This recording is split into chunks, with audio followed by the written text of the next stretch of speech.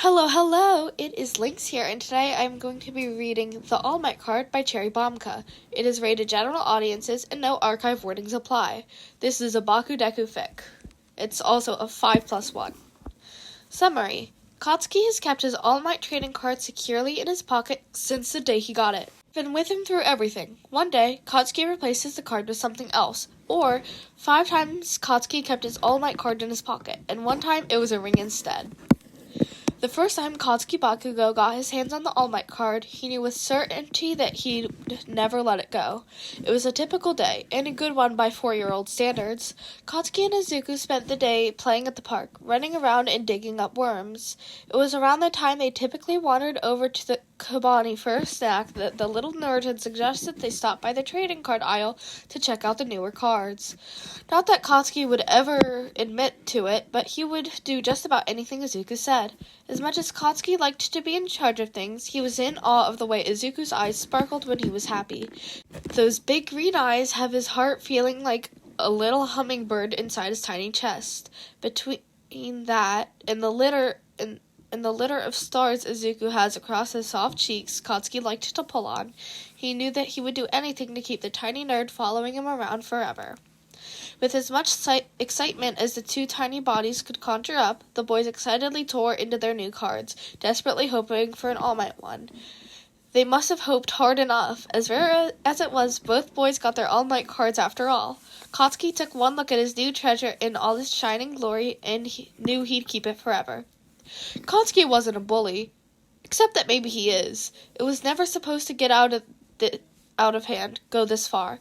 If you would have told 4-year-old Katsuki that he'd end up telling his best friend to go take a swan dive off the roof, he would have punched you directly in the balls. Katsuki wanted to be a hero. Heroes didn't act this way, except he couldn't stop himself. He'd take one look at Deku and his shiny eyes and curly hair and those stupid freckles and get so overcome with something that he couldn't help but lash out.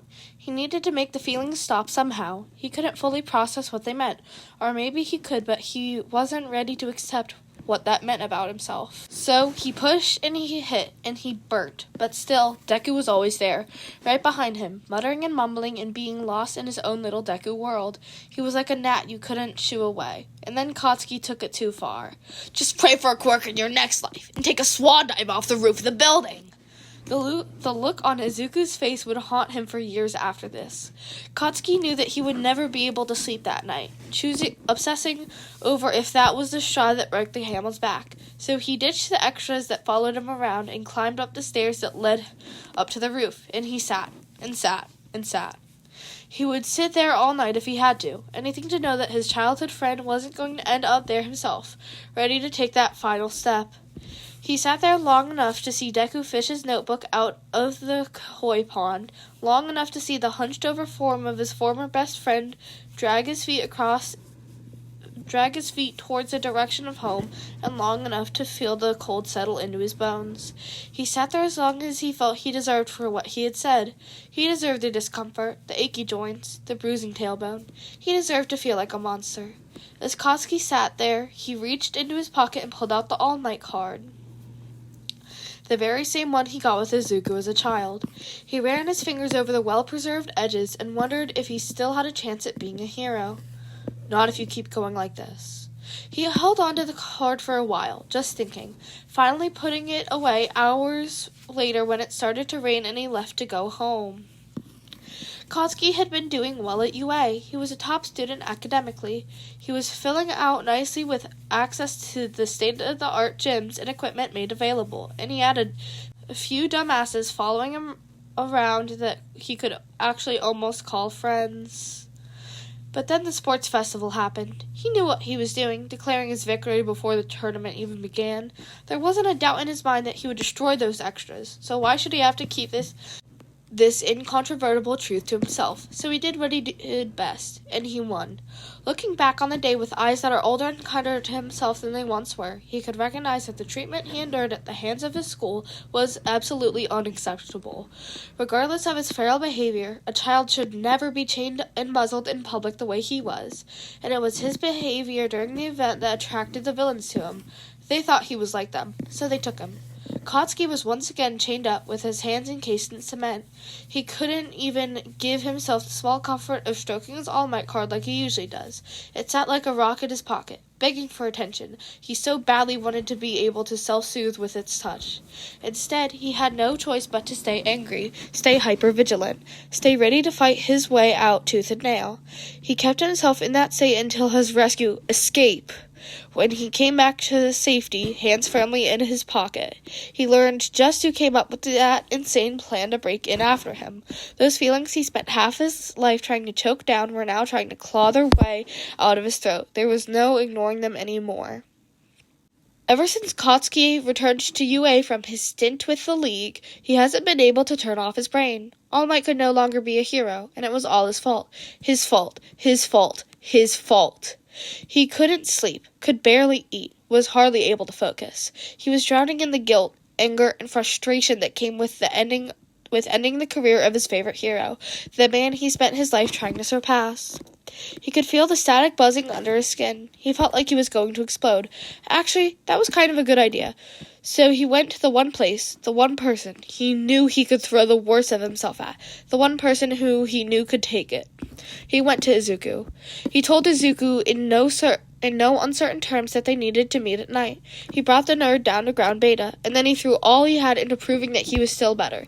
He could still surpass Deku. He wasn't the monstrous villain everyone thought he was, even though he ended All Might, even though it was all his fault. Of course, Izuku wouldn't allow for thoughts and words like that for even a minute, so Izuku beat the shit out of him. Not like it wasn't deserved, or exactly what Kotsky wanted.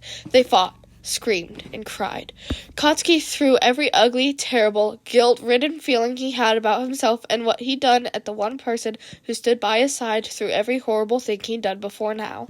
Maybe now would be the time Izuku realized Kotsky wasn't worth the effort, but of course, that would never happen. Deku is too good, too much of a hero.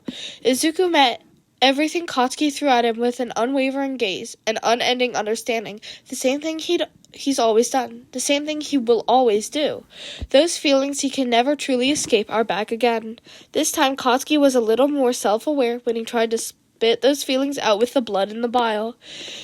On the walk back to the dorms, a proper rivalry finally declared, Kotsky kept a firm grip on that card, a new determination being pressed into the ink. Fighting in the war against Shigaraki is probably the hardest thing Kotsky has ever done. He's been pushing his body harder and further than he ever thought was possible. He had to. Everyone was counting on him. Izuku was counting on him. Body beaten and bruised, he threw himself at Shigaraki once again. If he doesn't give the villain a chance to think, to plan, they could end this once and for all. They could do this. And then, his heart was punctured. Kotsky was flung through the air, dropping at an impossible speed. No one would be able to catch him. No one would be able to save him. Kotsky hit the ground hard, body rolling over itself after the impact, finally landing on his back. Kotsky failed. He let his class down. He let the world down. He let Izuku down.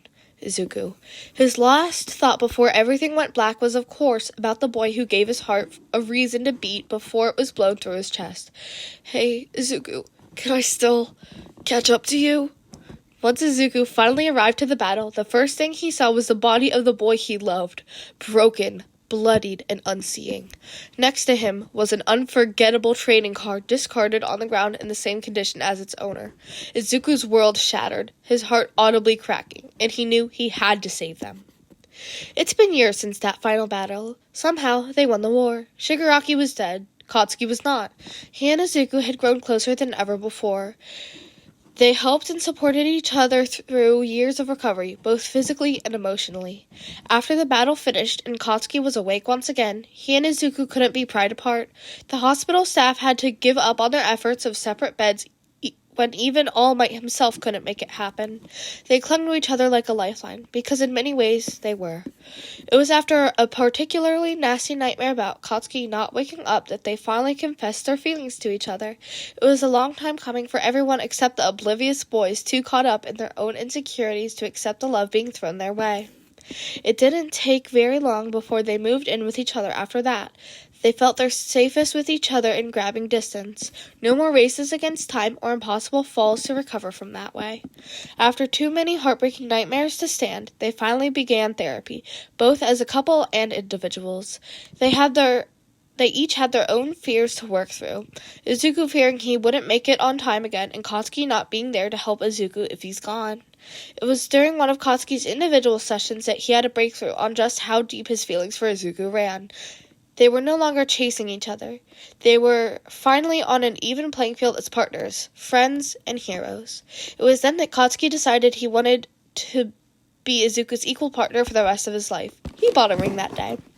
For the first time in his life, Katsuki didn't have the All Might card hidden deep in his pocket. Instead, he carried around that ring for months, waiting for the right moment. Izuku definitely got suspicious when he found the card in Katsuki's underwear drawer, but he was kind and trusting enough not to say anything.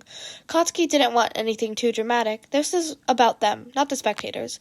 So rather than a big public scene, he waited until their next shared day off. They spent the day together, a lazy morning in bed, pancakes for breakfast. They went for a walk in the park they played in as children, holding hands throughout their stroll. When they got home, they took a hot bath together, just enjoying each other's warmth and solid support. Katsuki made katsudon for dinner, and Izuku found the ring in his rice. Of course, Izuku being Izuku, he cried for a solid 20 minutes as he said yes. All but threw his plate on the floor and crawled against the table to kiss his fiancée. They spent the rest of the night just holding each other on the couch, discussing everything the rest of their lives could have. They would call their friends and family in the morning to share the news. Tonight was just about them, and then the All Might card could go back in Katsuki's pocket. All right, I enjoyed reading that fic so much. It was so sweet. It was my first 5+1 I've ever recorded before. Anyways, remember to eat, sleep, drink your water, and take your meds. And when you sleep, go to bed at a reasonable time.